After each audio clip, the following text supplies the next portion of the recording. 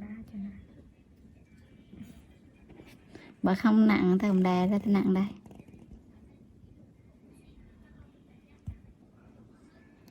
Chị Văn này cái tháng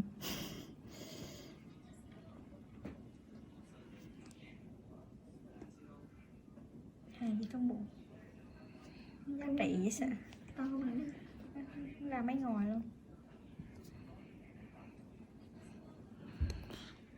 ấy chị ngó em biết đó luôn.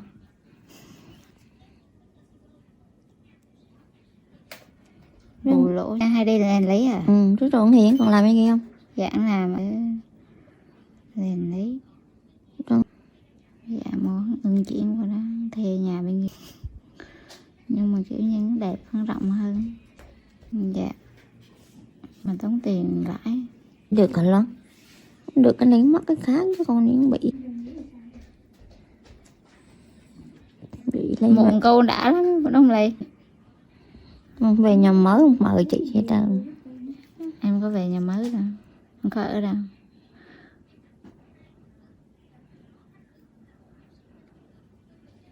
Cái trường chưa được thì Dịch mới. không? Dịch.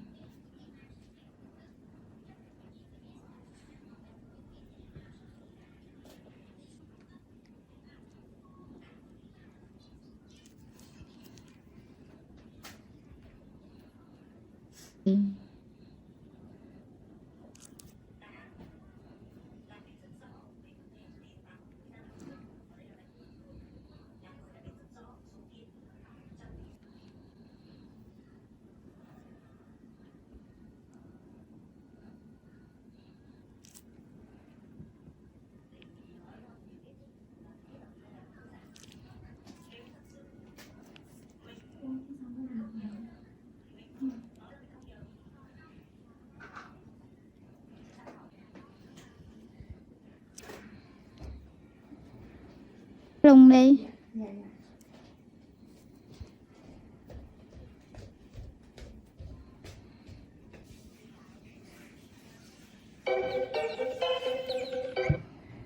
Alo. Được, em qua địa chỉ mới giúp chị nha. Dạ. Ok em.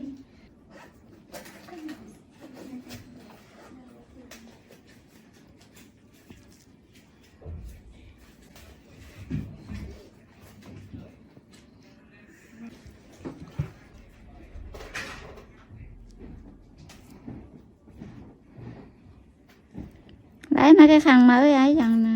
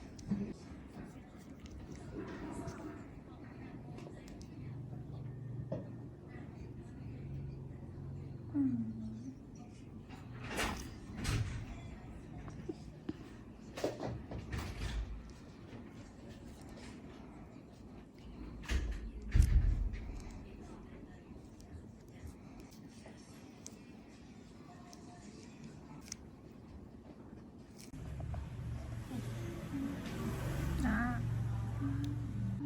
Ủa đâu nói gì sao ngắn á. Quay nè. Cái con dài đấy. Sáng chị kim dài.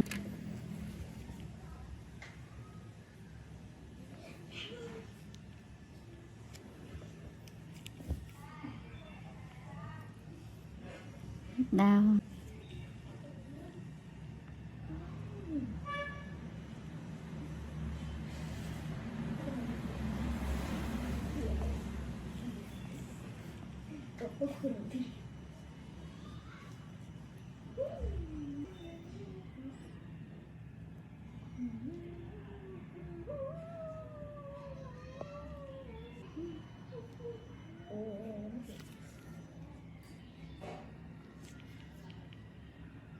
Mụn này đủ màu luôn. Đó là Đưa điện thoại. Chị nghe em ơi. 20 tăng ăn 2 bên hông bệnh viện Vinmec cho em. Ừ.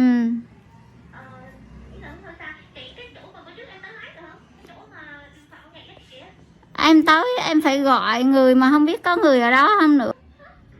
Không thì em qua đó nhưng mà phải đợi chị cho số.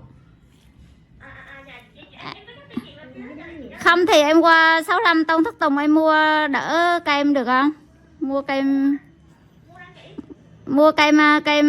kem nắp xanh hồi xưa đó, cũng là kem đó nhưng mà nắp xanh nha. Hộp lớn thì em mua 2 hũ thì nó không được. Hơi đường tăng ăn 2. Ok em.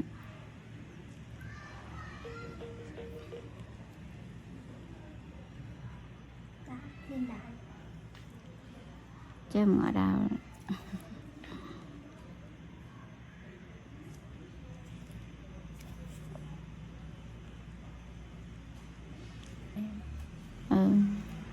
Nó đang thui á.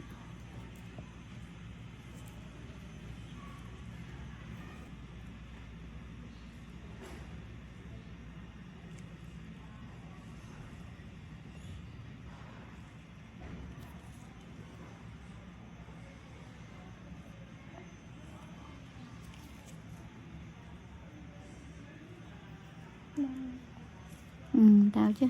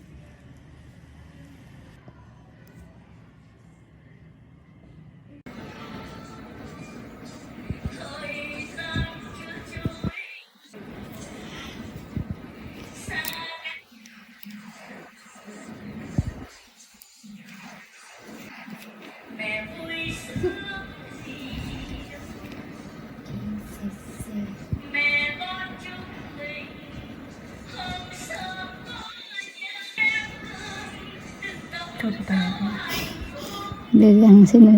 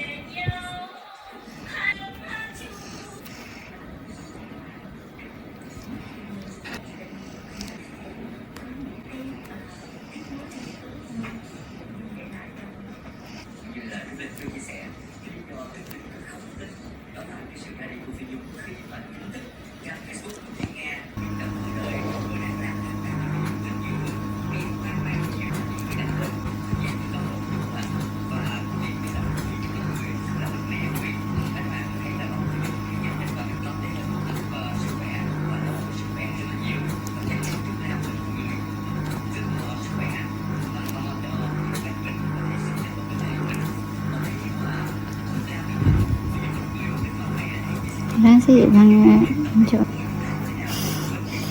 về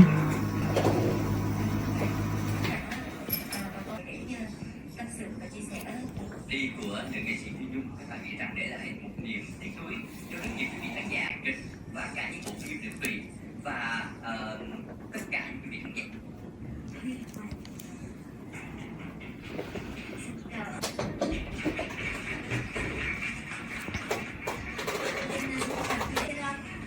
Xin phép được đeo mắt kính vì hơi khó nói. Thưa quý vị, nói về Nhung thì chắc ở đây quý vị đã nói được nhiều, nhưng là cái người chuyên môn mang không được nắm. thì Nhung cũng rất là quý. Thì cái thời kỳ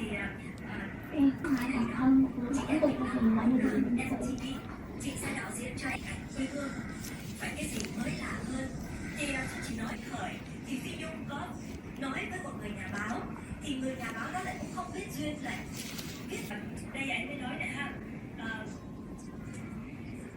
Phi Nhung nói với anh là được chị Kỳ Duyên sẽ quay MV cho em, mà em giữ kỹ nha, đừng có giấu với ai, và sẽ có một cái tên bùng nổ là Phi Nhung chị hứa với em mà mình chưa làm được. Em đừng lo, em cứ chờ đi, vì đẹp hơn dưới này nhiều. Em cứ chờ, chị sẽ lên đó rồi mình làm một cái em Canada đó. Không có qua được mà bác có gửi vài lời cho chị Phi Nhung. Không, em nghĩ là bây giờ chỉ có chị Viên là hay dạ gửi lời này đến cho chị Phi Nhung là hay nhất thôi. Nha, em cầm điện thoại cho. Vì đây là 2 trang mà chứ không phải lời. Tôi gặp Phi Nhung lần đầu tiên trong một show diễn tại Chicago. Lúc ấy tôi không biết cô là ai. Trong hậu trường, cô chạy lại gặp tôi và nói: "Con chào chú Ngạn, con là Phi Nhung." Suzuki step into a parallel universe. Next-gen V-Strom and SV spied with new engine platform. Suzuki's SV650 family, including the V-Strom 650, is one of the most successful and long-lived of modern middleweights, dating way back to 1999, but these spy shots reveal an all-new successor is coming. Spotted undergoing testing in mainland Europe, the shots reveal 2 models, a naked, SV-type roadster and V-Strom adventure bike, both using the same all-new engine platform.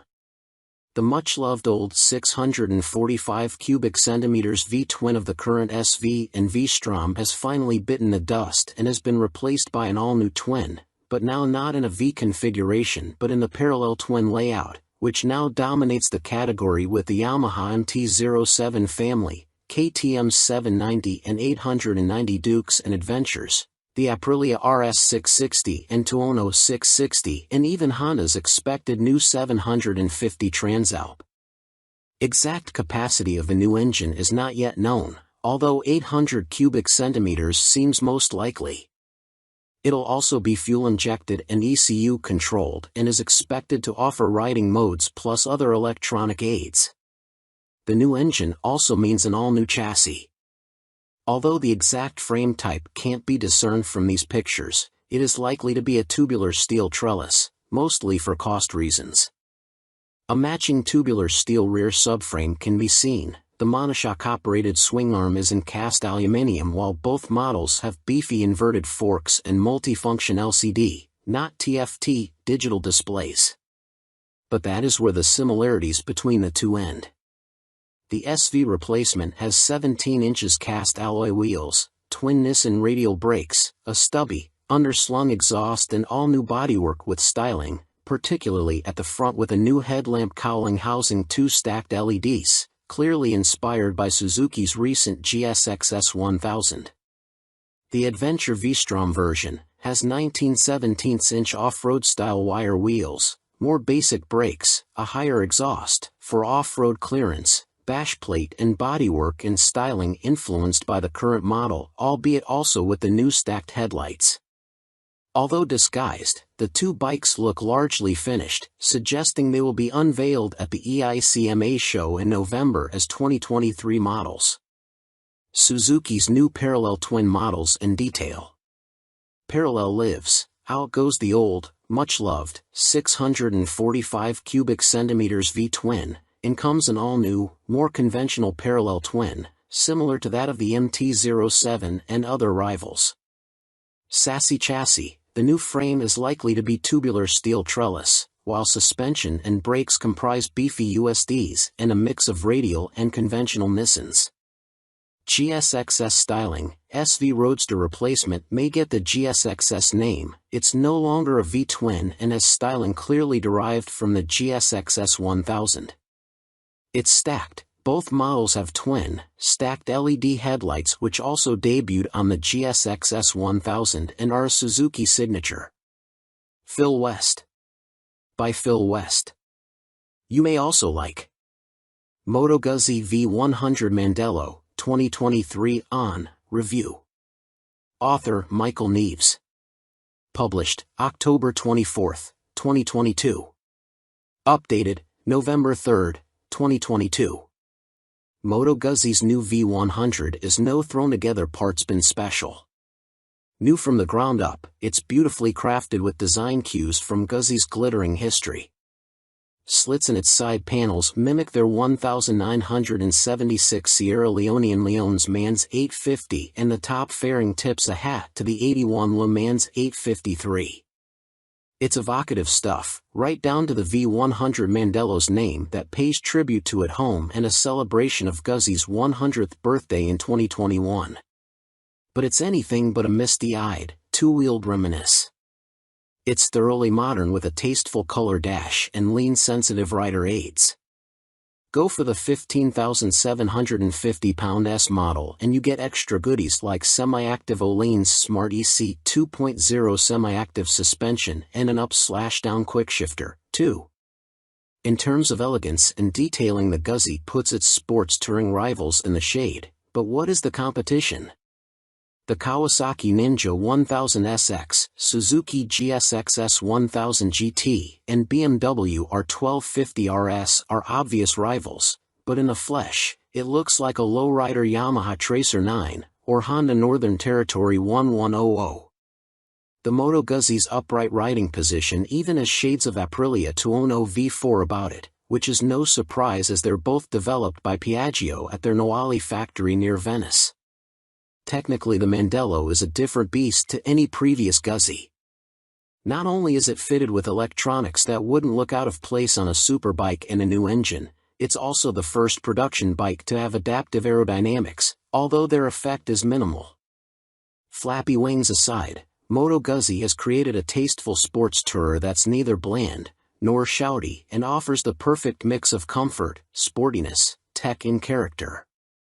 It's pricey, but the V100 Mandello is well made with great attention to detail and feels like a machine that's come from the heart rather than just a model produced to fill a gap in a model range. It's like nothing else around, which is all part of its appeal, and you never get the sense, either by riding or looking at it, that any corners were cut during its journey from design sketch to showroom floor. Ride quality and brakes. Next up, engine. 4 out of 5. April 5th. Although the Mandello might look chunky in pictures with its bold styling, larger-than-life powertrain and chunky exhausts, it sits surprising low. Shorter riders will feel immediately confident being able to get feet flat on the floor, and if the standard 815mm seat height is still too lofty, there's a low accessory seat available. The riding position itself is nigh on perfect. Pegs are sporty without cramping knees. Even for 6-footers like me, a higher accessory seat is available for even more legroom, and its tall bars are placed naturally towards the rider so there's no awkward stretch or excess pressure on your wrists. The seat is comfy and scalloped at the rear to hold you in under acceleration. The screen offers decent wind protection, and with its injection system inside the V of the engine, now that the cylinder heads have been turned round 90 degrees, there's lots more knee room. Ride quality on this semi-active Olean's clad S model is as plush or sporty as you want it to be, depending on the riding mode you choose, and there's a handy remote rear preload adjuster to twiddle for carrying heavy loads. With its shorter engine, the Mandello is sportier and more agile than previous Guzzis, and thanks to its long swing arm and low pivot point, there's little up/down shaft drive pitching on and off the throttle. Yes, you can feel the back end rise and fall when you ride aggressively, but like the engine's rocking, it's a slight movement and a sensation that quickly melts into the background. But what feeling you lose with a chain you gain with the clean, maintenance-free convenience of that shaft, which is especially useful on a big tour. Tipping the scales at just 136 kilograms, CCM's new Heritage 71T is incredibly light. Pull it off its suicide side stand and it feels more like one of those fat-tired electric bikes between your legs than a motorcycle. That's until you thumb the starter and its snarling 600 cubic centimeters motor barks into life. It's a two-wheel riot of carbon fiber and billet aluminium, but the Heritage 71T is also the first production bike to be built using a titanium frame and swing arm. It's why it's so light, and costs a whopping £29,995. CCM have been innovating with chassis tech since they were formed in 1971, by the man who was the C in CCM, Clues Competition Motorcycles off-road aficionado, Alan Clues. The Bolton factory produced the world's first aluminium trials bike, first aluminium bonded chassis and former 500 cubic centimeters GP star, Neil Mackenzie won British championships on their Armstrong Badge 350. Based on their popular handmade Spitfire and built to celebrate the firm's 50th anniversary, but delayed by COVID for a year, only 71 Heritage 71T models will be produced. Its minimalist design might look sparse, but the detailing, fit and finish are MotoGP levels of special. A sub-10 Grand Cafe racer from any of the mainstream manufacturers would be just as enjoyable to ride, so if you haven't got a spare 30 grand knocking around, don't worry, you're not missing out. But the CCM will be worth it to the person with deep pockets and an appreciation of the engineering poured into it. It's a work of art you could stare at all day and never get bored, but it also works beautifully as a motorcycle with a lightness and purity to it that's a world away from anything mass-produced. It takes a CCM engineer a week to handcraft the Heritage's aerospace-grade 3L/2.5 VCW5R titanium chassis and apply its brushed satin finish. It's 6 kilograms lighter than the Spitfire's 4139 chromoly steel chassis. Not only is the 71T a featherweight piece of art that draws a crowd every time we stop during our test, it changes the handling dynamics. The chassis isn't as stiff as a steel-framed Spitfire's, thanks to the exotic material's more spring-like properties. But the CCM is still pure, direct, and there's none of the mush you feel riding a built-down-to-a-production bike with heavy components, sound deadening and vibe protection.